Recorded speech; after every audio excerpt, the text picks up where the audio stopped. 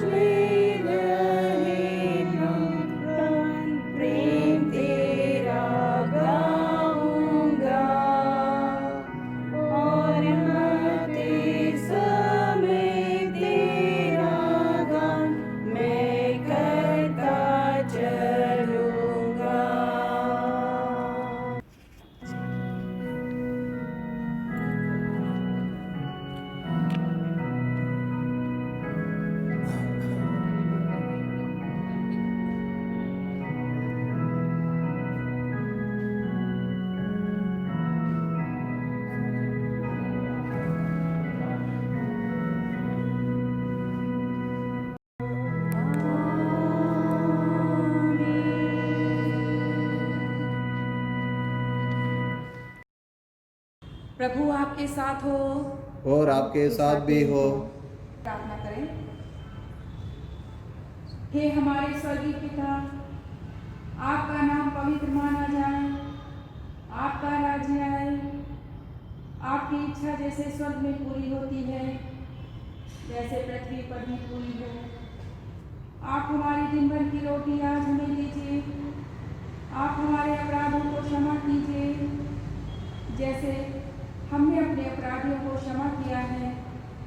आप हमें परीक्षा में मत डालिए, परंतु बुराई से बचा लीजिए, क्योंकि राज, पराक्रम और महिमा अब और सदा सर्वदा आपकी ही है, आमीन। सर्वशक्तिमान परमेश्वर, आपके सम्मुख सबके हृदय खुले हैं। आप सबकी अभिलाषाओं को जानते हैं और आपसे कोई भी भेद छिपा नहीं है। अपनी पवित्र आत्मा की प्रेरणा से हमारे हृदय के विचारों को शुद्ध कीजिए, ताकि हम आपसे पूर्ण रूप से प्रेम करें और योग्य रीति से आपके पवित्र नाम की स्तुति करें। हमारे प्रभु यीशु मसीह के द्वारा, आमीन।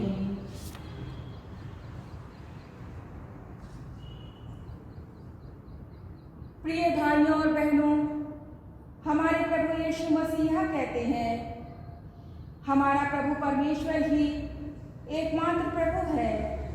तू प्रभु अपने परमेश्वर को अपने संपूर्ण हृदय, संपूर्ण प्राण, संपूर्ण बुद्धि और संपूर्ण शक्ति से प्रेम कर। यह पहली आज्ञा है। दूसरी यह है, अपने पड़ोसी को अपने समान प्रेम कर। इससे बड़ी और कोई आज्ञा नहीं है। प्रभु हम पर दया कीजिए, सदा इस व्यवस्था को रखने में हमारा हृदय को प्रेरित कीजिए। निवेदन। दयालु, अनुग्रहकारी एवं कृपालु परमेश्वर, जिसने अपने अद्भुत कार्यों को स्मरण रखने का कारण बनाया है, हमें ऐसे व्यक्ति बनाएं जिन्हें परमेश्वर की आत्मा वास कर सके, जिसका मसीह को पाने के लिए कुछ भी महत्वपूर्ण व आवश्यक रूप में गिना जाए तथा उसी में पाए भी जाए, जिससे हम मसीह को जान पाएं और उसके पुनरुत्थान की सामर्थ, उसके दुखों में साझेदारी व भागीदारी देना एवं उसकी मृत्यु द्वारा उसके समान बन सके। यीशु मसीह के माध्यम से जो जीवित एवं आपके एवं पवित्र आत्मा के साथ राज्य करते एक परमेश्वर अब तथा युगानुयुग। आमीन। आज का पहला पाठ जो लिया गया है इतिहास, पुराने नियम से इतिहास की दूसरी पत्री, इसका 34वां अध्याय वचन 8 से। इतिहास की दूसरी पत्री, इसका 34वां अध्याय वचन 8 से 21 है। वचन 8। फिर अपने राज्य के 18वें वर्ष में, जब वह देश और भवन दोनों को शुद्ध कर चुका था, तब उसने असल्याह के पुत्र शापान और नगर के हकीम मोसैया और योहा के पुत्र इतिहास के लेखक योहा को अपने परमेश्वर यहोवा के भवन की मरम्मत करने के लिए भेज दिया। अतः उन्होंने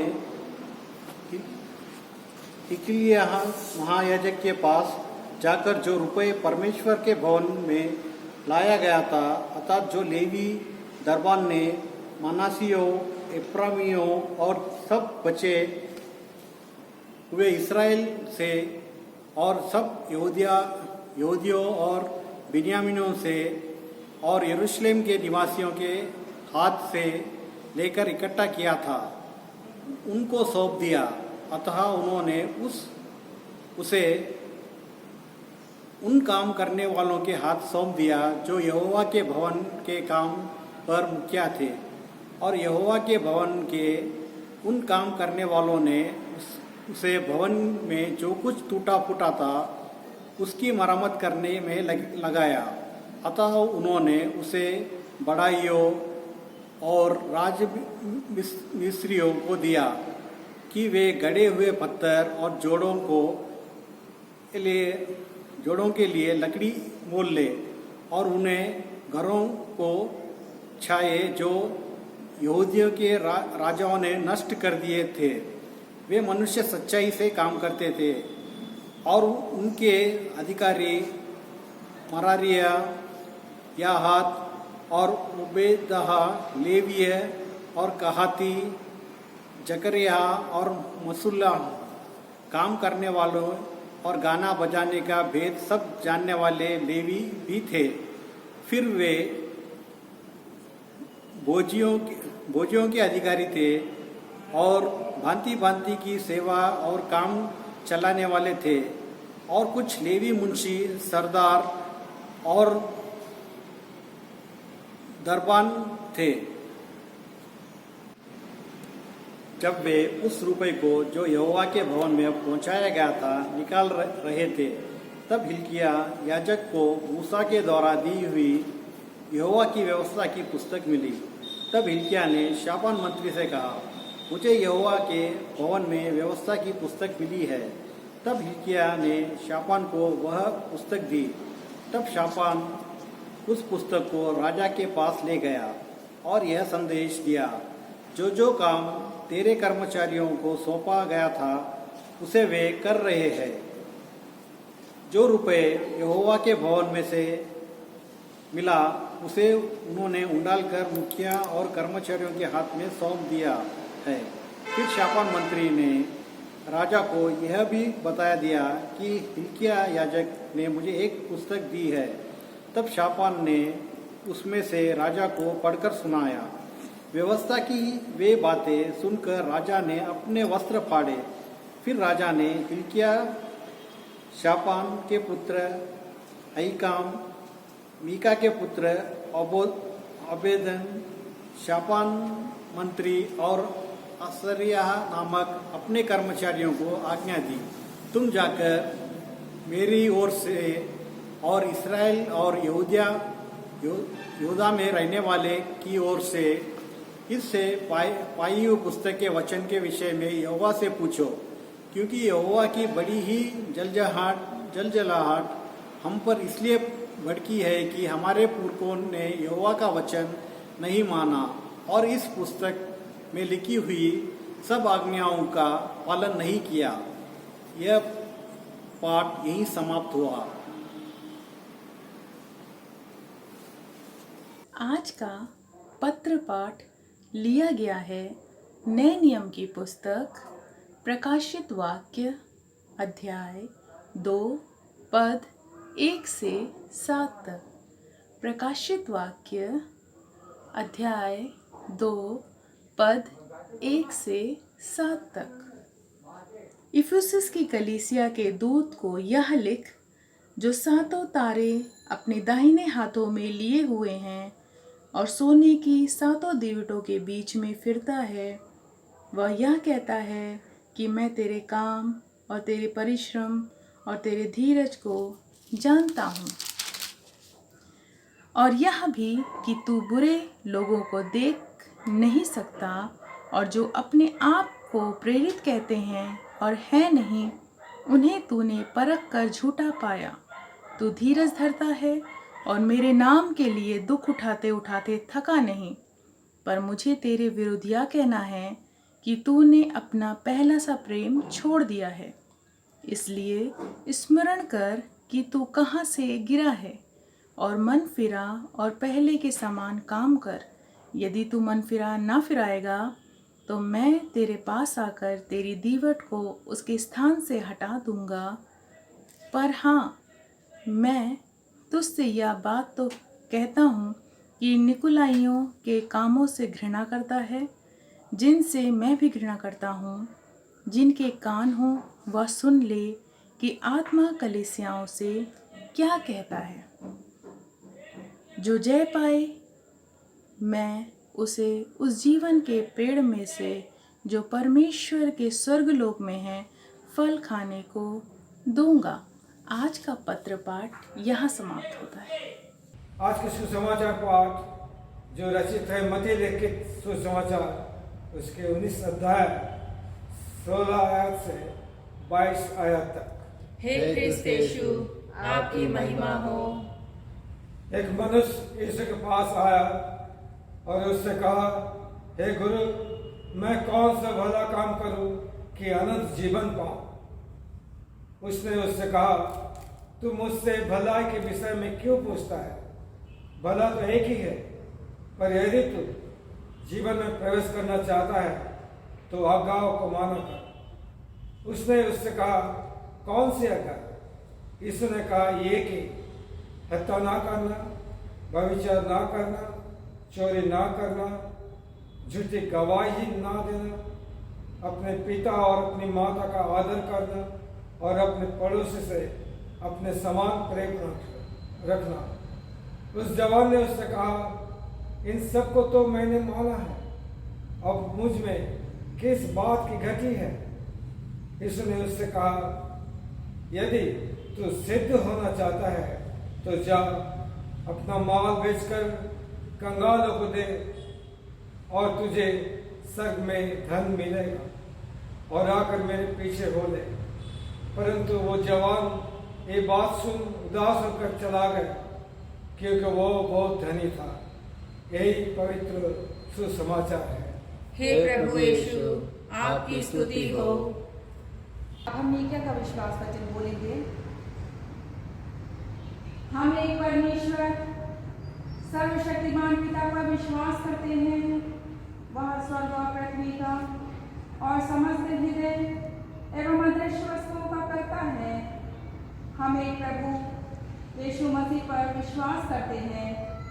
वह परमेश्वर का इकलौता पुत्र, सब युगों से पहले पिता से उत्पन्न, परमेश्वर से परमेश्वर, ज्योति से ज्योति, सत्य परमेश्वर से सत्य परमेश्वर, कृत नहीं वरन उत्पन्न है। उनका और पिता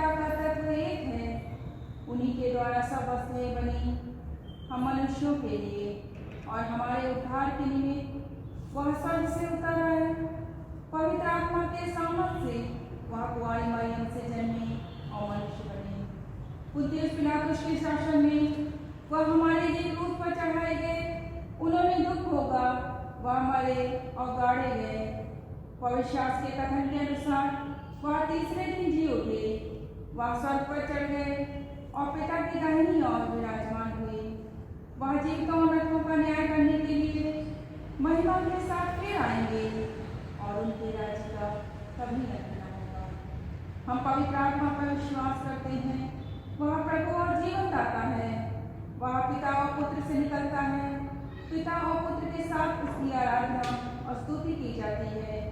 वह नबियों के द्वारा बोला, हम एक पवित्र सार्वलौकिक और प्रेरित परीक्षा पर विश्वास करते हैं। हम पापों की क्षमा के लिए एक बपतिस्मे को मानते हैं। हम मृतकों के पुनरुत्थान की और आने वाले युग के जीवन की प्रतीक्षा करते हैं। आमीन।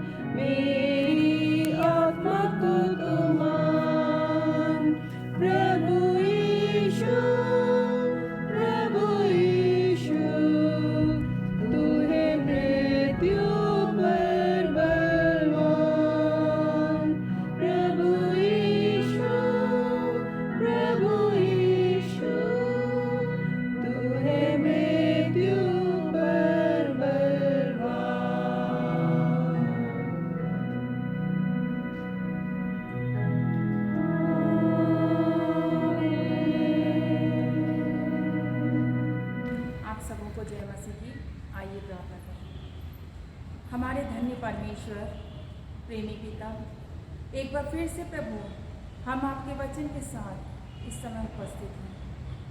अपनी आत्मा के द्वारा हमसे बातचीत करें।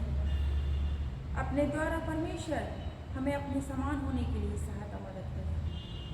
आज का वचन हमें से प्रत्येक के लिए फलवंत हो सके।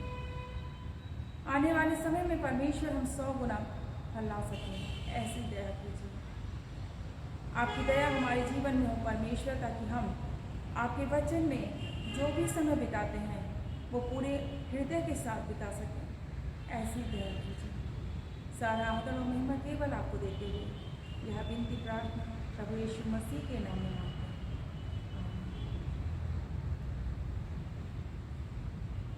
इससे पहले कि हम वचन में जाएं, एक चीज़ को मैं बताना चाहूँगी जो एक विशेष सूचना के रूप में है कि हमें हार्दिक आनंद और संतोष के साथ मैं इस बात को बताना चाहती हूँ कि हमारे आने वाले अगले रविवार में जो हमारी हिंदी आराधना है वह ऑल सेंट चर्च में पुनः उसी समय निर्धारित समय पे जो 5 बजे की है वह होगी और एक बार फिर से हम परमेश्वर का धन्यवाद कर सकेंगे एक साथ मिलकर, आत्मिक और शारीरिक रूप से एक साथ परमेश्वर के आराधनालय में परमेश्वर की आराधना करने हेतु परमेश्वर ने जो हमारे लिए समय नियुक्त किया है उसके लिए हम धन्यवाद देते हैं, उन मार्गों के लिए धन्यवाद देते हैं।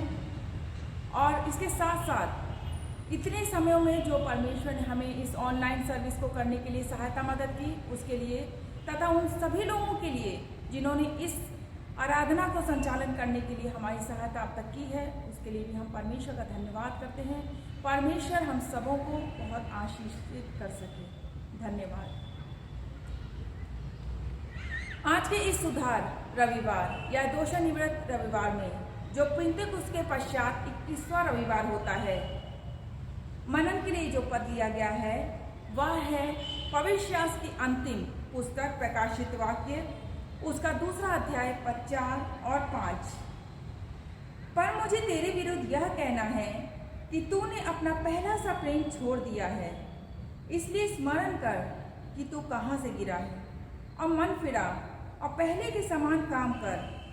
यदि तू मन न फिराएगा तो मैं तेरे पास आकर तेरी दीवट को उसके स्थान से हटा दूंगा। और इन्हीं पदों पर आधारित जो आज का शीर्षक है वह है विश्वास का पुनः खोज एवं पुनः जीवन जीना। विश्वास की पुनः खोज एवं पुनः जीना। मसीह धर्म का सबसे महत्वपूर्ण पहलू विश्वास में विकास है। धर्मशास्त्र यह सिखाता है कि जो लोग स्वयं को नए सिरे से समर्पित करते हैं वे विश्वास एवं आध्यात्मिकता में परिपक्वता से बढ़ना एवं विकसित होना चाहिए। पवित्र शास्त्र मसीह के शीर्ष तक बढ़ने तथा विकसित होने को उत्साहित और बढ़ावा करती है। उदाहरण के लिए वयस्कता की ओर बढ़ता हुआ एक बच्चा, यदि एक बच्चा अपने समय के साथ अपनी आयु के साथ विकसित नहीं होता तो उसे अल्प विकसित या उसके साथ कहते हैं कि वह पूर्ण रूप से सामान्य नहीं है। इसी प्रकार हमारे विश्वास में समय के बीतते बीतते हमें भी विकसित होने, वयस्क होने की आवश्यकता है। यहूदी इतिहास हमें सिखाता है कि जब कभी परमेश्वर के लोग पाप तथा अन्याय के मार्ग पर चलते थे तब परमेश्वर ने उन्हें दंडित किया था एवं उन्हें सही मार्ग पर वापस भी लेकर आए। 8 साल की आयु में ही योशिया राजा बना। दूसरा इतिहास उसका 34 अध्याय पद 8 से 28 तक। यह पद उसके शासनकाल के दौरान के सुधारों को दर्शाता है। उसने लोगों को यहोवा की आज्ञाओं के अनुसार जीवन जीने की चुनौतियां दी। इस प्रकार राजा एवं उसके लोगों ने पश्चाताप किया तथा परमेश्वर की ओर मुड़े। पवित्र शास्त्र में ऐसे कई विभिन्न उदाहरणों को देखा जा सकता है। परमेश्वर के वचन के निर्देशानुसार नए सिरे से जीवन में प्रवेश करना अति आवश्यक है। तभी सुधारों और पुनरुत्थान का आरंभ होता है। क्या हम नए सुधारों से पुनरुत्थान आरंभ करने में सक्षम हैं? क्या हम नए सिरे से अपने जीवन को जीने में उत्सुकता है? क्या हम सुधार और पुनरुत्थान की ओर कदम बढ़ाना चाहते हैं? क्योंकि केवल विश्वास कर लेने मात्र से हम विश्वासी जीवन को स्थिर रूप से जी नहीं सकते। हमें पढ़ना होगा। यदि जब हमने परमेश्वर पर विश्वास किया, मसीह को अपने जीवन में उद्धारकर्ता ग्रहण किया, यदि हमारा विश्वास उसी समान है और हमारे मृत्यु तक वही उसी तरह रहता है तो हमें कोई विकास नहीं, अर्थात हमारी आत्मा में कोई जीवन नहीं। यदि हम मसीह में हैं तो हमें फलवंत होना है, हमें फलों को लाना है और बहुतायत के फलों को लाना है, क्योंकि यह मसीह का वचन है जो कहता है कि तुम मुझ में बने रहो और मैं तुम में बना रहूं तो तुम जो चाहो मांगो वह तुम्हारे लिए हो जाएगा। तो हम अपने विश्वास के लिए परमेश्वर से मांगे कि हम अपने विश्वास में वृद्धि कर सकें। इन सारी बातों को ध्यान में रखते हुए हम अपने पहले बिंदु की ओर जाएंगे जो है योशिया का सुधार। योशिया का सुधार। दूसरे इतिहास के 34वें अध्याय में योशिया यहूदा का 14वां राजा या शासक था। ईसा पूर्व 640 से 609 तक उसने राज्य किया। 8 वर्ष की आयु में आमोन का पुत्र योशिया राजा बना। उसने 31 वर्षों तक यहूदा पर शासन किया। दूसरा राजा उसका 21 अध्याय पद 1 से 2 और दूसरा इतिहास उसका 34वां अध्याय। अपने शासनकाल में 8 वर्षों तक उसने अपने पिता दाऊद के परमेश्वर की खोज एवं तलाश को आरंभ किया। 20 वर्ष की आयु में उसने यहूदा और यरूशलेम को शुद्ध एवं पवित्र करना आरंभ कर दिया। उसने 26 वर्ष की आयु में उसके पश्चाताप किया। जब उसे मंदिर से वाचा की पुस्तक की प्रति मिली, उसने मंदिर में लोगों को एकत्र करवाया और उन लोगों को आज्ञाओं को पढ़वाया। उसने मंदिर को शुद्ध करवाया और मूर्तियों एवं प्रतिमाओं को पूर्ण रूप से नष्ट किया। उसने बेतल में यरोबाम द्वारा निर्मित वेदी को पूरी रीति से ध्वस्त कर दिया। पूरी रीति से शुद्धता के पश्चात उन्होंने फसह के त्योहार को मनाया और यहाँ लिखित है कि इस प्रकार का एक भव्य उत्सव को इससे पूर्व या फिर इसके पश्चात कभी नहीं मनाया गया। दूसरा राजा उसका 23वां अध्याय पद 22 और दूसरा अध्याय उसका 35वां अध्याय पद 1 से 18। यिर्मयाह एवं सपन्याह भविष्यद्वक्ताओं की भविष्यवाणियों में भी योशिय्याह के विषय में टिप्पणियां पाई जाती हैं। किसी भी अन्य राजाओं या शासकों ने अपने संपूर्ण हृदय से या फिर अपनी संपूर्ण आत्मा के साथ, अपनी संपूर्ण शक्ति के साथ मूसा के संपूर्ण नियमों का अनुसार परमेश्वर की ओर नहीं फिरे और कभी भी इस रीति से परमेश्वर के प्रति रुख नहीं किया था। यह योशिय्याह में लिखित है कि उसके तुल्य ना तो उससे पहले कोई ऐसा राजा हुआ और ना उसके बाद ऐसा कोई राजा उठा। दूसरा राजा उसका 23 अध्याय पद 25। हमें भी इस प्रकार की शुद्धता, सुधार और नवीनीकरण का अनुभव प्राप्त होना चाहिए। कई बार हमारा जीवन जैसा चल रहा है हम चलने देते हैं, हम विश्वास में हैं, बस हमारे नाम के आगे एक क्रिश्चियन टाइटल लगा हुआ है, एक मसीह नाम है हमारा, बस। परमेश्वर को आपके और मेरे नाम से कोई भी अर्थ नहीं है। हमारा जीवन कैसा पाया जाता है? क्या हमारा जीवन उस शुद्धता में है? क्या परमेश्वर के अलावा कोई वेदी और है? कोई दूसरी चीजें हैं जो परमेश्वर के स्थान को ग्रहण कर रही हैं? क्या हमने अपने जीवन में अनचाही अनावश्यक वस्तुओं को संग्रहित कर रखा है? एक बार इस वचन के द्वारा अपने जीवन को जांचने की आवश्यकता है, ताकि हम परमेश्वर के सम्मुख पवित्र, विश्वासयोग्य और सही मायनों में विश्वासी पाए जाएं। क्योंकि एक राजा होकर यदि उस राज्य को, उस प्रजा को मोड़ने के लिए यदि एक राजा को इतना संघर्ष करना पड़ा, तो आपका और मेरे जीवन का भी जो परमेश्वर है, जो राजा है, उसके लिए हमें उसके स्थान को बेहतर और शुद्धता के साथ तैयार करना आवश्यक है। तभी वह हमारे जीवन में राज्य करेगा, तभी वह अपने अधिकार को हमारे जीवन में रख सकता है। अन्यथा केवल नाम को रखकर इस शरीर को केवल एक विश्वास की पट्टिका लगाकर चलते फिरते रहने से हम और आप परमेश्वर की नज़र में कभी विश्वासयोग्य या विश्वासी नहीं कहला सकते। इन बातों के साथ हम अपने दूसरे बिंदु की ओर जाएंगे, जो है यीशु का मंदिर को शुद्धिकरण करना या यीशु का मंदिर को शुद्ध करना। यूहन्ना 2:12 से 22 पदों में यीशु द्वारा यरूशलेम की मंदिर की सफाई व शुद्धता का लेखा साफ रीति से दिखाई देता है। उसने मंदिर में वस्तुओं की खरीद बिक्री या क्रय विक्रय एवं मुद्रा के आदान प्रदान को पलट कर रख दिया। यहूदियों ने उससे यह प्रश्न किया कि वह ऐसा किस अधिकार से कर रहे हैं। यीशु ने उन्हें उत्तर दिया, इस मंदिर को ढा दो और मैं इसे 3 दिन में खड़ा कर दूंगा। यूहन्ना रचित सुसमाचार उसका 2 अध्याय पद 19। ऐसा कहा जाता है कि सुसमाचार प्रचारक यूहन्ना मंदिर के रूप में यीशु के शरीर व देह के विषय में उल्लेख कर रहे थे। यूहन्ना रचित सुसमाचार उसका 2 अध्याय पद 21। यूहन्ना एक प्रतीकात्मक तरीके से अपने संदेश को लिखते हैं एवं यह घटना भी इसकी समानता में प्रतीत होती है। हम परमेश्वर के मंदिर हैं, इसकी शुद्धता होनी अति आवश्यक है। हृदयों में संपूर्ण बुराई तथा परमेश्वर के विरुद्ध संपूर्ण विचारों में एक परिवर्तन आना चाहिए और सच्चे पश्चाताप एवं नए जीवन को लाना चाहिए। पौलुस इस प्रकार कहते हैं, इसलिए यदि कोई मसीह में है तो वह नई सृष्टि है, पुरानी बातें बीत गईं, देखो सब बातें नई हो गई हैं। 2 कुरिन्थियों उसका 5वां अध्याय पद 17। क्या हमारे परमेश्वर का मंदिर शुद्ध है? जिससे वह हमें वास कर सके। कौन हमारे मंदिर का स्वामी है या फिर हमारे जीवन का अधिकार किसके हाथों में है? यीशु कभी भी क्रोधित नहीं हुए सिवाय इन पदों के।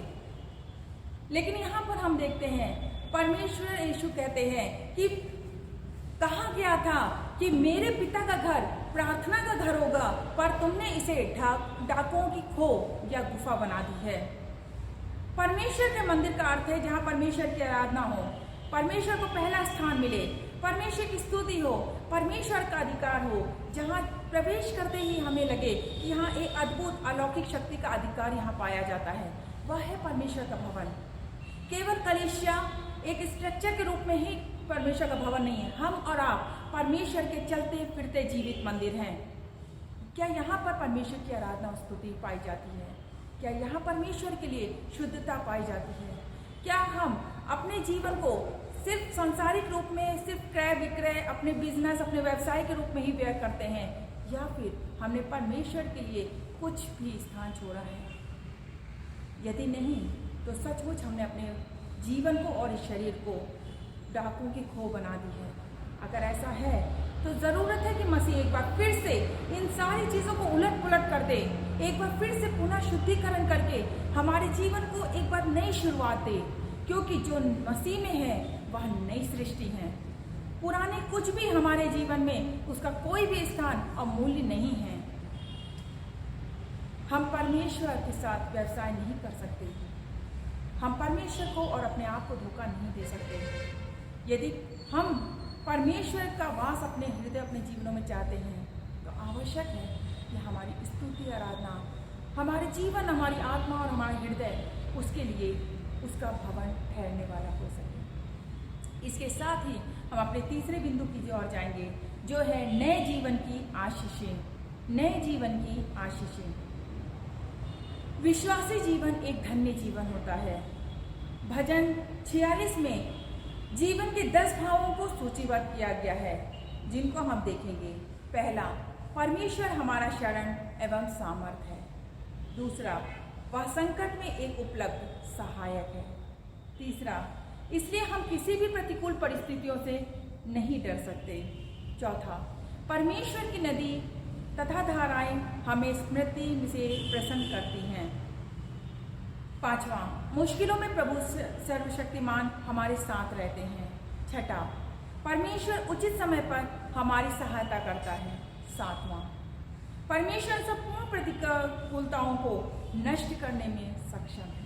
आठवां, शांत होकर यह जान लें कि वह परमेश्वर है। नवां, वह हमें राष्ट्रों के बीच में उचित समय पर उठाएंगे। 10वां, प्रभु सर्वशक्तिमान हमारे संग है और याकूब के परमेश्वर हमारे गढ़ हैं।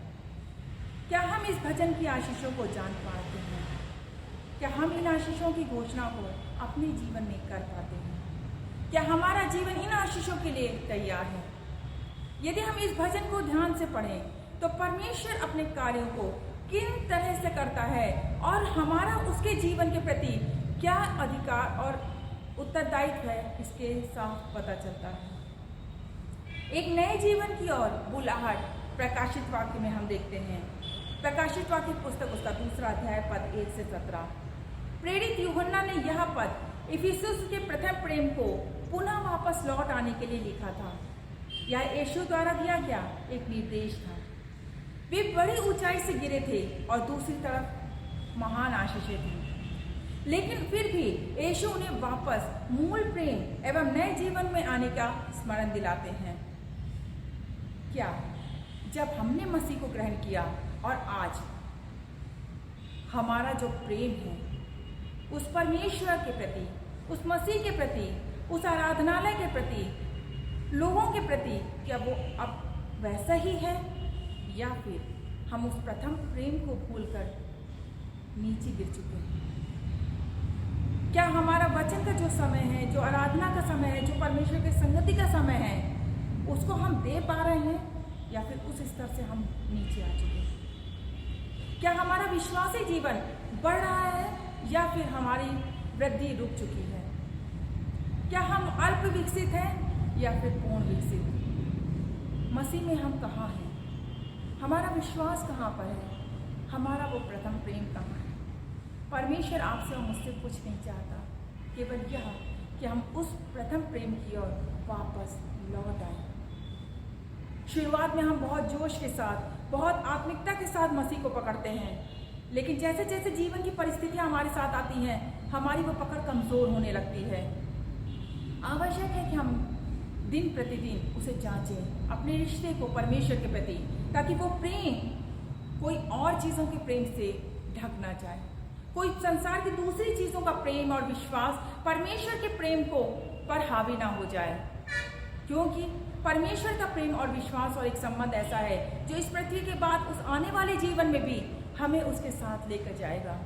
क्योंकि जो जीवन की परिस्थितियां और रिश्ते और प्रेम हैं वो यहीं खत्म हो जाएंगे, लेकिन उसके साथ जो प्रेम और रिश्ता है वही है जो अनंत काल तक, अनंतकालीन समय तक हमारे और आपके साथ सदा सर्वदा बना रहेगा। परमेश्वर के प्रिय लोगों, होने दे कि परमेश्वर हमारे जीवन में हमें विश्वासी पाए, विश्वास योग्य पाए और अपने प्रथम प्रेम के अनुसार हमें वो देखने वाला और जांचने वाला हो सके।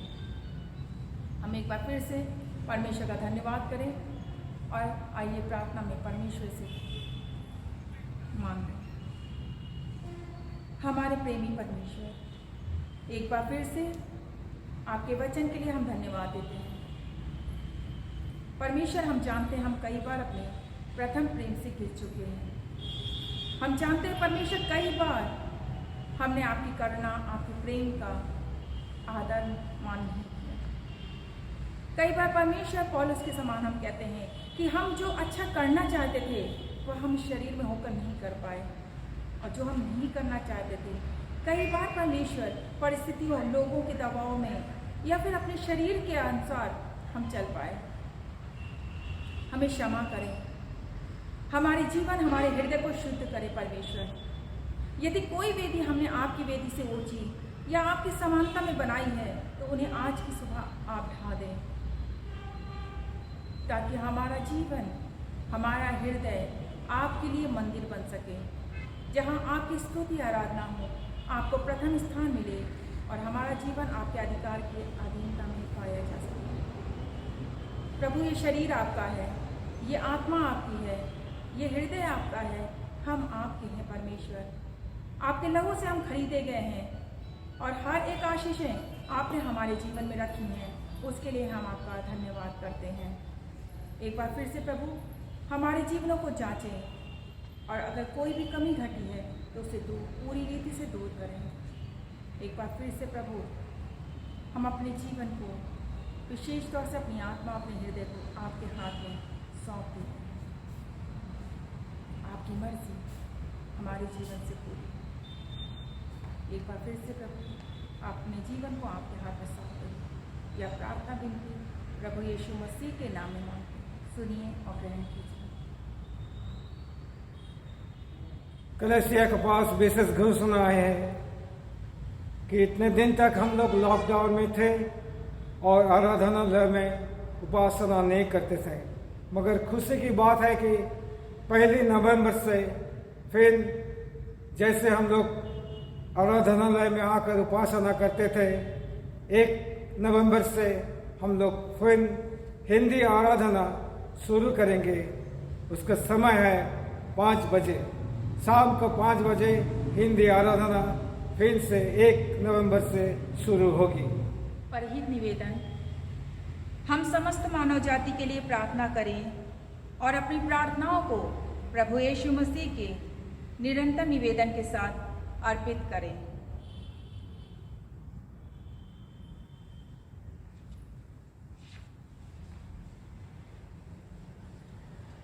हे पिता, हम प्रार्थना करते हैं कि समस्त संसार में न्याय और शांति स्थापित हो और प्रत्येक व्यक्ति भरपूर जीवन प्राप्त करे। हे दयावान प्रभु, हमारी प्रार्थना सुनिए।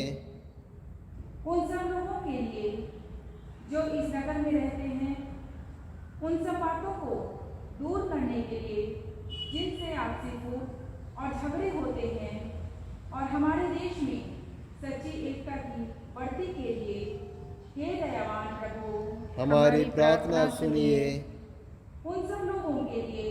जो कृषि, उद्योग अथवा व्यापार में लगे हुए हैं, सब मजदूरों और कारीगरों के लिए और उन सब के लिए जो हमारे देश की रक्षा करते हैं, हे दयावान प्रभु, हमारी प्रार्थना सुनिए। अध्यापकों और छात्रों, वैज्ञानिकों, लेखकों और कलाकारों और उन सब व्यक्तियों के लिए जो अन्य लोगों के विचारों और भावनाओं को प्रभावित करते हैं, हे दयावान प्रभु, हमारी प्रार्थना सुनिए।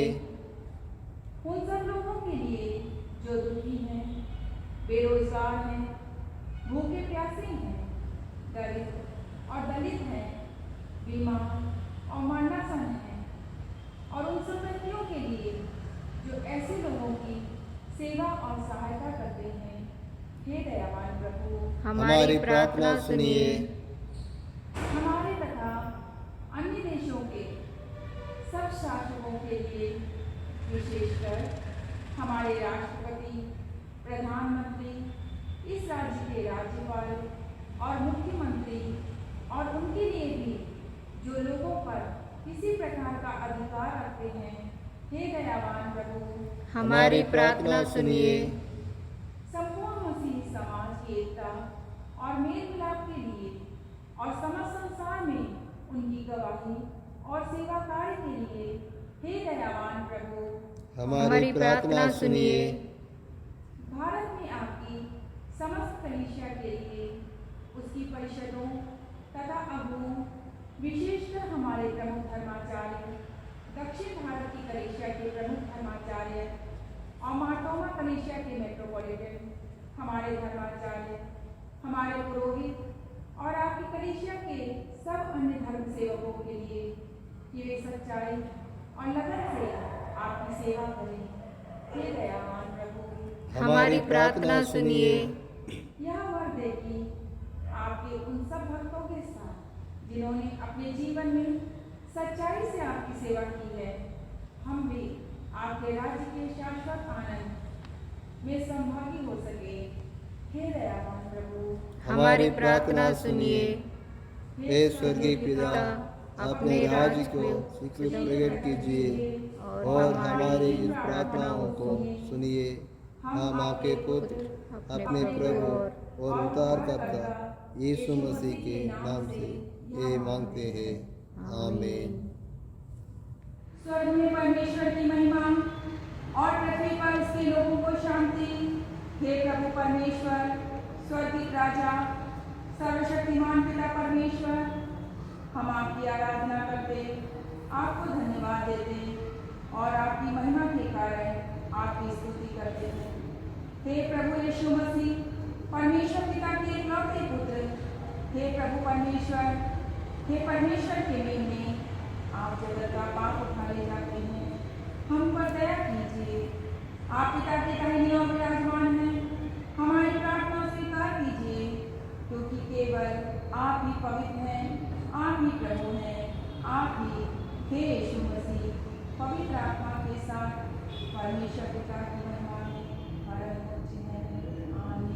ईश्वर की शांति जो सारी समझ से परे है, परमेश्वर के और उसके पुत्र हमारे प्रभु यीशु मसीह के ज्ञान और प्रेम में आपके हृदय और विचारों को सुरक्षित रखे और सर्वशक्ति परमेश्वर पिता, पुत्र और पवित्र आत्मा की आशीष आप पर हो और आपके साथ सदा सर्वदा बनी रहे, आमीन।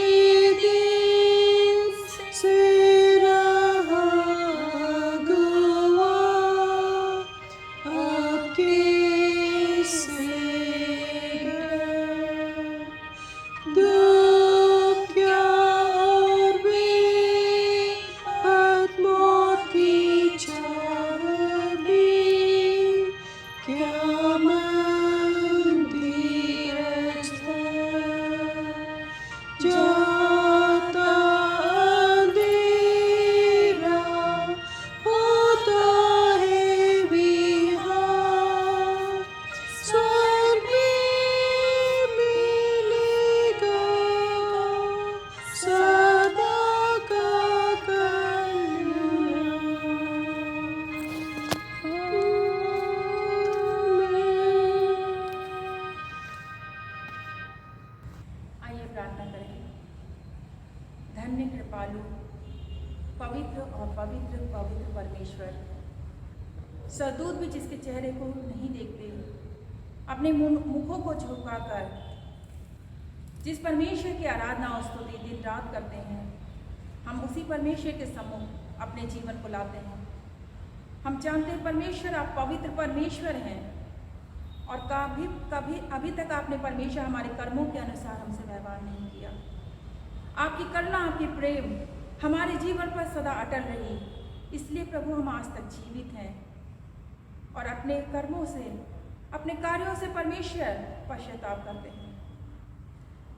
हम जानते हैं परमेश्वर कि हमने कई बार आपकी आत्मा को दुखी किया है, परंतु इस समय हम सचमुच परमेश्वर अपने कार्यों के लिए दुखित हैं। आप हमारे जीवन पर दया करें। हम मनुष्य हैं प्रभु, हम सिर्फ घास गिनाई हैं और कभी कभी हमारा अहम और हमारी चीज़ें हमें लगता है कि हम सर्वश्रेष्ठ हैं, परंतु परमेश्वर हम समझते हैं कि केवल आप ही उत्तम हैं और एक आप ही हैं जो युगानुयुग स्थिर हैं। हमारी आत्मा पर दया करें जो कमज़ोर है प्रभु, हमारी आत्मा को बलवंत करें और आपके वचन के अनुसार हम अपने पहले प्रेम की ओर लौट सकें। हमारे जीवन में सिर्फ आपको पहला स्थान मिल सके, ऐसी दया करें प्रभु, हमें समझ दें ताकि हम अपने दिनों को गिन सकें। हम पर कृपा करें प्रभु। एक बार फिर से सारा आदर और महिमा आपको देते हैं और यह प्रार्थना विनती प्रभु यीशु मसीह के नाम में मांगते हैं, आमीन। और आपके साथ भी हो। शांति से पूर्ण जाओ, प्रभु से प्रेम करो और उसकी सेवा में लगे रहो। मसीह के नाम में आमीन।